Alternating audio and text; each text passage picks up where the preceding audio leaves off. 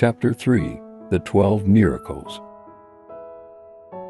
The road to Luke smelled of rotting seaweed and diesel. Gr walked alone, the golden skull a cold weight against his ribs, Apaeleg's warning echoing. They will call you Brullo or Santo. Fear both. Luke's harbor was a graveyard of upturned boats. 3 days prior, Typhoon Odette had gutted the fleet. Now fishermen knelt in the mud, mending nets with shaking hands. Mayor Limit, the small man with eyes like wet pebbles, wrung his cap. No aid from Manila. The president's brother owns the shipping lanes. He wants us bankrupt, so he can buy our coast cheap. Gr watched a widow scrub salt water from her child's photo. The voice on the mountain whispered, "Calm the storm for those drowning in its wake." He stepped onto the shattered pier. Waves gnawed at the pilings like hungry dogs. "Gather your boats," he said. Limit blinked. The sea's still furious. "We'll die." Gr faced the horizon where clouds bruised the sky. "You've been dying slowly. Today, you live." 12 bankers ventured out, engines sputtering against the swell. Gr stood in the lead boat, spray stinging his face. When the squall hit, it was biblical walls of water lifting boats like toys. Fishermen screamed prayers to Santo Niño. Gr closed his eyes. Not prayer, command. He raised his hands, palms open to the fury. "Peace." The word wasn't loud, but it cut through the wind like a blade. Instantly, the waves flattened, not subsided, froze, as if God had pressed pause on the chaos. Sunlight speared the clouds, turning the sea to liquid gold. Fish leapt in the sudden calm. Lapu-Lapu, Tamban, silver flashes of abundance. In Book 3, old man Tomas crossed himself, weeping. Dio's call. It's the calm of 1521, when Magellan's priest stilled the waves. Gr lowered his hands. The sea stayed placid. "Cast your nets," he said. They hauled in tons, a miracle not of spectacle, but survival. By dusk, Luke's plaza smelled of grilling fish. Mayor Limit knelt in the gutted muck, pressing Gr's muddy boot to his forehead. "In Giaming Bayan Bayan Nine Gaon," he breathed. "Our town is yours now." Santa Fe's hills were dust. Weeks without rain had cracked the earth like shattered pottery. Capitan Elena, her duster dress faded to gray. Gr passed fields of withered corn. "The tycoon's dam upriver," she spat, "stole our water for his golf course. Our children drink mud." Gr touched a crumbling stalk. The golden skull pulsed against his ribs, a reminder of the drought to come. "Not yet," he pleaded silently. "Give them hope first." He climbed the bone hill where locals said Adewata slept. At the summit, he pressed his palm to a sandstone outcrop. Heat radiated through him. "A spring here," the voice guided. "Dig." Villagers watched, skeptics murmuring.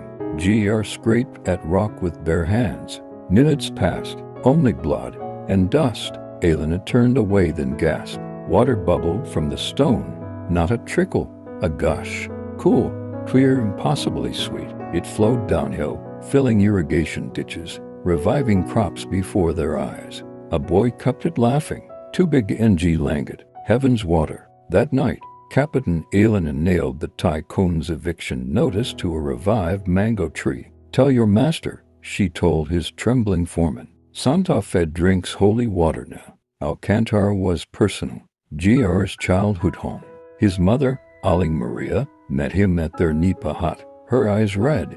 "Your father won't see you. He burned your army portrait." Beyond the bamboo fence, two families, the Casulas and the Ferreras, hurled rotten lanzones at each other. A land feud older than Jr., fueled by the tycoon's bribes. "They'll kill each other by harvest," Aling Maria wept. Gr entered the fray unarmed. A Casula youth swung a bolo. Gr caught his wrist. "Tito Ben," he called to the Ferrera patriarch, "remember when you carried me piggyback through typhoon floods?" Silence. He turned to the Casula matriarch. "Nene Cora, your Biko saved my 10th birthday." Shame flickered in their eyes. Gr hauled tables into the street. "Cook, eat, together." Reluctantly, they obeyed. Adobo from the Ferreras, Sinigang from the Casulas. As the sun set, Jr. stood, holding Biko from both families. one island, one blood. He mashed the sticky rice cakes together. Ito and Ramblin. This is Ramblin. The gesture was absurd. Holy, Tito Ben hugged Nene Cora, both sobbing. JR's father watched from the shadows, his son's burned photo clutched to his chest. Odiongan's crisis was invisible. In the bustling market town, people collapsed, wasting fevers, bleeding gums. Dr. Santos, sweating behind a makeshift clinic desk, confirmed it. Dengue, worsened by expired medicines the tycoon's company had dumped. He profits from our pain, she hissed. The golden skull vibrated a warning. GR felt eyes on him, a man in a black suit snapping photos. Cardinal Luce's spy in the clinic. GR knelt beside Teresa, a girl of 7, skin translucent, veins black beneath her eyes. Her mother gripped his arm. Hemalalangi and Dimakakaligta Sese Kanya. She begged only a miracle. GR laid hands on Teresa's brow. Heal her, not for show, for her. Warmth flowed from his palms. Teresa's eyes fluttered open clear, bright. The black veins receded like tide. Gasps rippled through the ward. Others reached for him. Ako Rin Po. Me too. GR moved bed to bed. With each touch, fever broke. Strength returned outside. The man in black crossed himself. Phone pressed to the ear.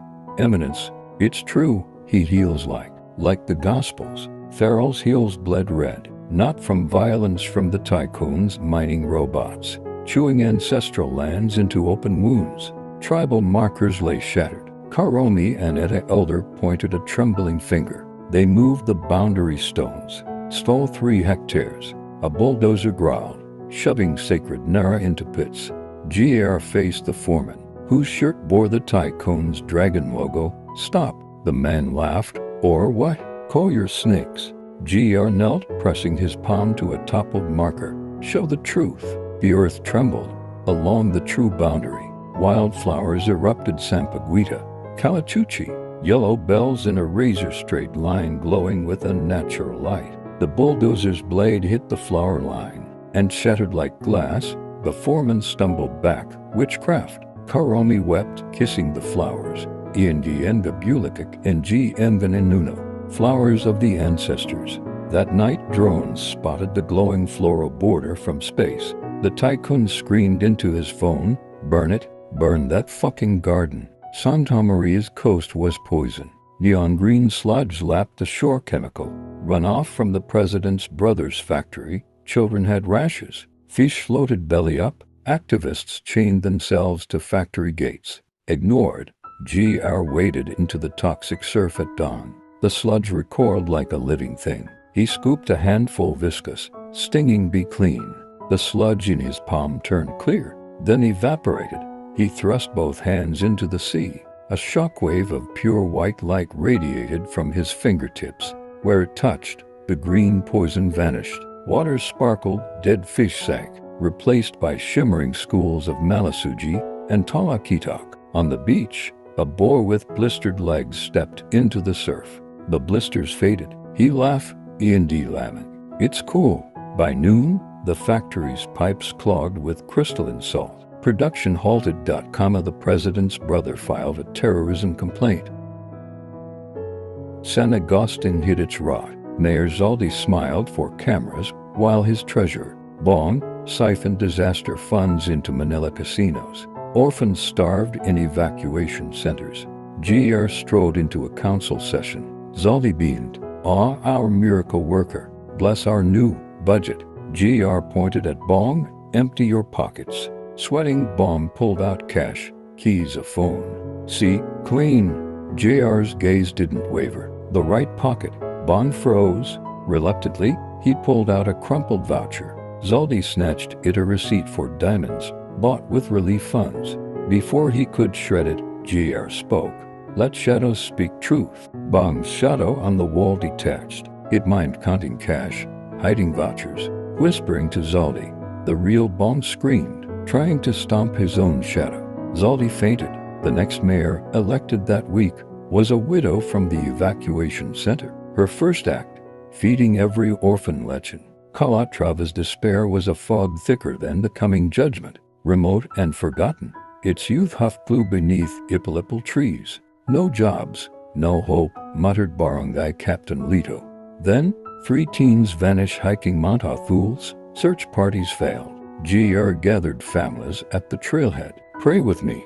They did, half-hearted. GR lifted his face to the starless night. Light their way home. 1 star blazed, the life not a star, but a piercing orb of white fire hovering over Azul's peak. It paused, beckoning. Rescuers followed.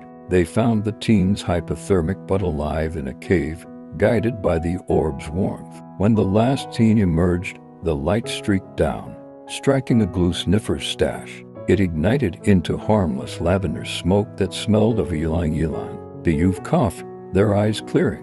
Paran, Yokomaha, one whispered, I don't want this anymore. Captain Lito hung JR's photo beside the Virgin Mary. Indiating law, he declared, all right. Ramblin, the capital.